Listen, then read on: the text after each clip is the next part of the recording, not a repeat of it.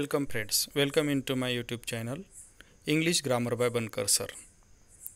Today we are going to discuss about a very important grammatical chapter, that is tense. Tense is the basic of English grammar. But before going to learn this tense, you have to watch my previous video which is given on verbs, because without verbs you cannot understand tense. का tense chapter समजून घेण्यासाठी तुम्हाला माझा व्हर्बवरती असणारा जो काही अगोदरचा video मी केलेला आहे तो तुम्ही पाहणं अत्यंत गरजेचं आहे, कारण tense is totally depend on the verb patterns. का टेन्स हा व्हर्ब पॅटर्नवरती आधारित असणाराच पार्ट आहे. यामध्ये सब्जेक्ट, ऑब्जेक्ट, अदर वर्ड जे असतात सेंटेन्समध्ये हे कॉमन असतात, परंतु टेन्सनुसार जर काही बदलत असेल तर सब्जेक्ट आणि व्हर्ब आणि सब्जेक्ट आणि ऑब्जेक्ट बदलत नसतात, तर फक्त व्हर्ब चेंज होत असतं. वेगळ्या टेन्समध्ये वेगळ्या प्रकारचा व्हर्ब पॅटर्न येतो. त्यामुळे व्हर्बवरती आपण या ठिकाणी भर देणार आहोत. Verb is important aspect in the tense. का टेन्समधला सर्वात महत्त्वाचा ॲस्पेक्ट आहे व्हर्ब. त्यामुळं एक्झाममध्ये आपल्याला वेगवेगळ्या प्रकारचे क्वेश्चन्स हे व्हर्ब यावरती टेन्सवरती विचारले जातात, ज्यामध्ये या ठिकाणी आयडेंटिफाय द टेन्स हा पहिला क्वेश्चन असतो, किंवा चेंज द टेन्स, जसं या ठिकाणी use present perfect tense, simple present टेन्सचं वाक्य दिलेलं असतं, किंवा use simple past tense, simple present टेन्सचं वाक्य दिलेलं असतं. असं कुठला तरी एखाद्या टेन्सचं वाक्य दिलं जातं आणि त्यामध्ये दुसरा टेन्स वापरायला सांगतात, किंवा आयडेंटिफाय द टेन्स. अशा प्रकारची दोन प्रकारची सूचना ह्या तुम्हाला परीक्षेमध्ये टेन्सवरती आधारित विचारलेली असतात. That's why you needs to know about verb patterns of the tense.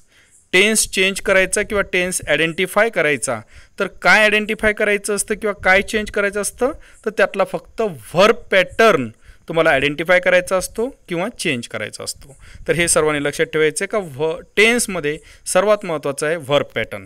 तर बघूयात आपण टेन्सचे वेगवेगळ्या प्रकारचे व्हर्ब पॅटर्न्स. तत्पूर्वी टेन्स कोणकोणती आहेत ते आपण समजून घेऊयात. तर there are 3 main kinds of tense in English: present tense, past tense आणि फ्युचर टेन्स. हे 3 मेन काइंड ऑफ टेन्स आहेत. मुख्य टेन्सचे हे 3 प्रकार आहेत. आता या मुख्य टेन्सचे प्रकार ओळखणं हे अतिशय सोपं आहे. काही क्रियापदं मी तुम्हाला सांगणार आहे, ती त्याच टेन्समध्ये येतात, इतर टेन्समध्ये ती क्रियापदं येत नाहीत. मग ती क्रियापदं जर का आढळली तर तो टेन्स तोच आहे हे तुम्ही समजून घ्यायचं आहे. जसं प्रेझेंट टेन्स आहे, प्रेझेंट टेन्समध्ये जी क्रियापदाची रूपं येत असतात कॉमनली ती असतात am is are, have has, do does, V1 आणि V5. V5 म्हणजे क्रियापदाला यस किंवा इयस प्रत्यय. ही क्रियापदाची रूपं प्रेझेंट टेन्समध्ये येतात. पास्ट टेन्समधली रूपं असतात बघा, वाज, वेअर, हॅड, डीड किंवा V2. परत एकदा, वाज, वेअर, हॅड, डीड किंवा V2 ही क्रियापदं पास्ट टेन्समध्ये असतात. तर फ्युचर टेन्समध्ये दोनच आहेत, शाल आणि विल. शाल आणि विल असलं म्हणजे फ्युचर टेन्स. तर आता एक्झाममध्ये जर का आयडेंटिफाय द टेन्स आलं तर तुम्ही मुख्य टेन्स त्याचा सहजगत्या ओळखू शकता. आता प्रेझेंट टेन्स कशावरून ओळखायचा? जर क्रियापदांची कोणती रूपं दिसली तुम्हाला त्यामध्ये, जर त्याच्यामध्ये तुम्हाला ॲम इज आर दिसलं, किंवा त्याच्यामध्ये तुम्हाला हॅव हॅज दिसलं, किंवा त्याच्यामध्ये तुम्हाला डू डज दिसलं, किंवा त्याच्यामध्ये तुम्हाला V1 किंवा V5 दिसलं तर प्रेझेंट टेन्स आहे. जर त्यामध्ये तुम्हाला वाज, वेअर किंवा हॅड किंवा V2 दिसलं तर तुम्हाला तो पास्ट टेन्स समजायचा आहे. आणि जर त्याच्यामध्ये तुम्हाला शाल विल दिसलं तर 100% तो फ्युचर टेन्स समजायचा आहे. तर अशा प्रकारे हे 3 मेन काइंड ऑफ टेन्स या ठिकाणी तुम्ही आयडेंटिफाय केलेले आहेत. आणि हे टेन्स यूज कुठे केले जातात? तर प्रेझेंट टेन्स प्रेझेंट टेन्सच्या घटनांसाठी, पास्ट टेन्स पास्टमध्ये घडलेल्या घटनांसाठी, आणि फ्युचर टेन्स फ्युचरमध्ये घडणाऱ्या घटनांसाठी त्या ठिकाणी यूज केले जातात.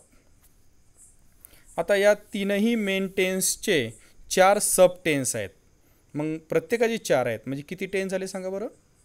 अगदी बरोबर आहे, 3 × 4 12.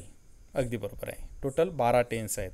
मग हे 4 सब टेन्स कोणते आहेत? तर सिम्पल आहे, कंटिन्युअस आहे, परफेक्ट आहे आणि परफेक्ट कंटिन्युअस आहे. मग 3 प्रेझेंटचे सिम्पल, सिम्पलचे तीनही टेन्स कोणते होतील सांगा मग. तर पहिला आहे प्रेझेंट, तर त्याचा सिम्पल प्रेझेंट टेन्स. दुसरा पास्टचा सिम्पल पास्ट टेन्स आणि फ्युचरचा सिम्पल फ्युचर टेन्स. अगदी बरोबर आहे. दुसरा कंटिन्युअस आहे. कंटिन्युअसचे तिन्ही कसे होतील, तर present continuous tense, past continuous tense, future continuous tense. परफेक्टचे present perfect tense, past perfect tense, future perfect tense. आणि परफेक्ट कंटिन्युअसचे present perfect continuous tense, past perfect continuous tense, future perfect continuous tense. अशा पद्धतीने या ठिकाणी 12 tense हे त्याचे त्या ठिकाणी तयार होतात. आता यांच्या जे सब टेन्स आहेत यांचे देखील काही बेसिक रचना आहेत आणि या बेसिक रचना सर्वात महत्त्वाच्या आहेत. या बेसिक रचनांमध्ये सिम्पल टेन्स जो असतो, जनरली सिम्पल टेन्स हा साधा आणि सिम्पल स्ट्रक्चर त्याचं असतं.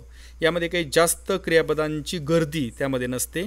मॅक्झिमम याच्यामध्ये 1 किंवा 2 व्हर्ब त्यामध्ये आलेले असतात, त्यापैकी जास्त व्हर्ब त्यामध्ये आलेले नसतात. शक्यतो एकच व्हर्ब हे सिम्पलमध्ये येतं. फक्त फ्युचरमध्ये शॅल विल सोबत एक V1 आलेलं असतं, त्यामुळे फक्त त्यामध्ये एकापेक्षा जास्त व्हर्ब दिसतील तुम्हाला. बाकी जनरली सिम्पलमध्ये एकच व्हर्ब मॅक्झिमम टाईम असतं. सिम्पल टेन्स नावाप्रमाणे सिम्पल आहे. दुसरा आहे कंटिन्युअस टेन्स. तर कंटिन्युअस टेन्स जो आहे, या कंटिन्युअस टेन्समध्ये वाक्य हे कंटिन्यू असतं, जी ॲक्शन आहे ती कंटिन्यू असते आणि कंटिन्यू ॲक्शन असल्यामुळं क्रियापदाचं ING रूप येतं, व्हर्बचं ING फॉर्म यामध्ये येतो. आणि मग ING फॉर्म हा कायमस्वरूपी लक्षात ठेवायचं टू बीच्या फॉर्मसोबतच असतो. तो आयसोलेट एक म्हणजे इतर कोणत्या टू हॅव किंवा टू डू किंवा मॉडेल एक्झिलरी यांच्यासोबत ING फॉर्म कधीच येत नाही, हे लक्षात घ्या.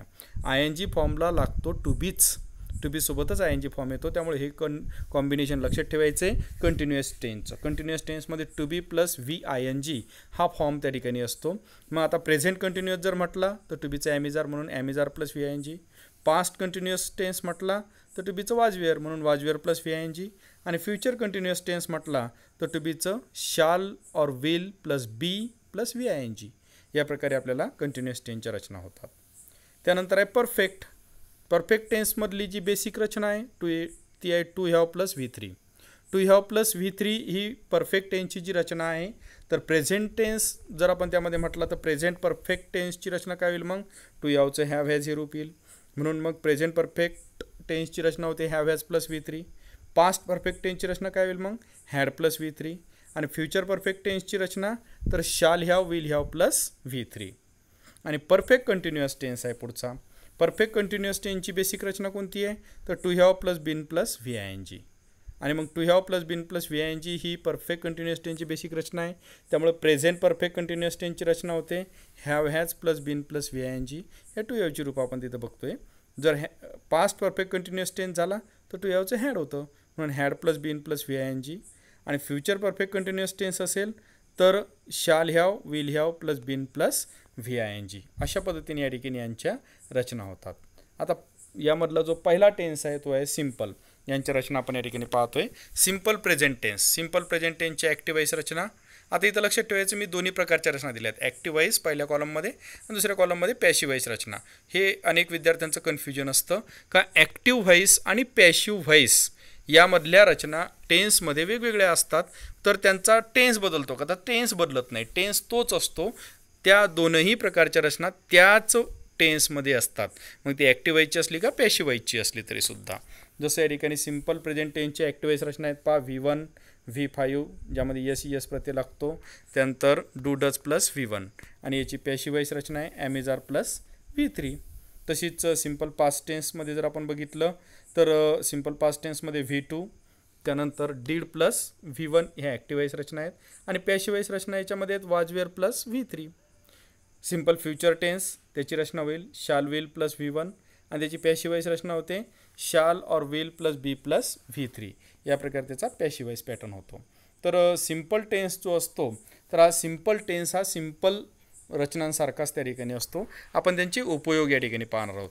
तर सिम्पल प्रेझेंट टेन्सचा जो यूज आहे हा फॅक्ट दर्शवण्यासाठी, युनिव्हर्सल ट्रूथ दर्शवण्यासाठी, रनिंग कॉमेंट्री दर्शवण्यासाठी, म्हणी दर्शवण्यासाठी या ठिकाणी सिम्पल प्रेझेंट टेन्सचा उपयोग केला जातो. मग आता कशा प्रकारे बघा फॅक्ट कशा प्रकारची आहे, तर या ठिकाणी he is a boy he fact आहे, ही वॉज अ बॉय असं म्हणता येत नाही. त्यामुळे he is a boy he fact आहे म्हणून त्या ठिकाणी आपण सिम्पल प्रेझेंट टेन्स घेतो. त्यासोबतच युनिव्हर्सल ट्रूथ कोणता आहे, तर द ताजमहल इज ब्युटिफुल. मग ताजमहल इज ब्युटिफुल कालही होता, आजही आहे, उद्याही राहणार आहे. याला युनिव्हर्सल ट्रूथ म्हणतो आपण. त्यामध्ये सिम्पल प्रेझेंट टेन्स यूज केला जातो. A child is the father of man या म्हणीमध्ये आपण सिम्पल प्रेझेंट टेन्स यूज केला आहे, म्हणजे म्हणीमध्ये सुद्धा सिम्पल प्रेझेंट टेन्सचा उपयोग होतो. रनिंग कॉमेंट्री जसं Rahul balls Sachin, Sachin hits the ball, हे रनिंग जरी असलं तरी त्याच्यामध्ये सिम्पल प्रेझेंट टेन्स यूज केला जातो. तर अशा प्रकारचे सिम्पल प्रेझेंट टेन्सची यूज आहेत. त्याची वाक्य या ठिकाणी दिली आहेत मी तुम्हाला.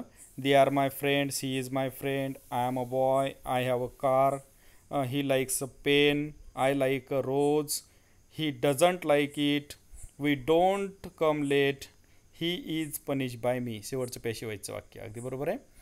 सिम्पल पास्ट टेन्सचे उपयोग बघूत आपण. सिम्पल पास्ट टेन्समध्ये एखाद्या विशिष्ट वेळेला जी घटना घडलेली असते त्या घटनेला दर्शवण्यासाठी सिम्पल पास्ट टेन्सचा उपयोग केला जातो. पण पास्ट टेन्समधला रेफरन्स त्यामध्ये द्यावा लागतो. म्हणजे कशा प्रकारे बघा, तर दे वेअर माय फ्रेंड्स, माझे ते मित्र होते त्यावेळेला, तर अशा प्रकारचा हा they were my friends, he was my friend, I was a player, I had a car, he liked a pen, I liked a rose, he didn't like it, we didn't come late, किंवा मग he was punish by me, हे पॅशिवाईजचं रचना त्या ठिकाणी simple पास्ट टेन्समधली. Simple future टेन्सचा काय उपयोग आहे, तर सिम्पल फ्युचर टेन्स हा भविष्यातली सर्टन थिंग दाखवतो, निश्चितपणे घडणारी घटना. फ्युचरमधली एखाद्या विशिष्ट वेळेला निश्चितपणे घडणार असणारी घटना ही सिम्पल फ्युचर टेन्समध्ये दाखवली जाते. जसं एक्झाम्पल आहे पहा, का they will be my friend, निश्चित होतील ते माझे मित्र, तरी they will be my friend, he will be my friend, I will be a player, निश्चित होणार आहे मी प्लेयर, अशा प्रकारे या ठिकाणी दाखवलं आहे. I will have a car, किंवा मग पुढचा आहे पहा, I will like a pen, I will like a rose, he won't like it. इथं विलचं नकारात्मक रूप ओंट आलं आहे, हे लक्षात ठेवा. त्यासोबत पुन्हा शांट आहे कशाचं, शालचं नकारात्मक रूप, वी शांट कम लेट. त्यानंतर he will be punish by me, हे पॅशिवाईज स्ट्रक्चर या ठिकाणी दिलेलं आहे. पुढचा टेन्स आहे आता कंटिन्युअस. तीनही कंटिन्युअस आपण पाहणार आहोत. Present continuous tense, past continuous tense आणि फ्युचर कंटिन्युअस टेन्स.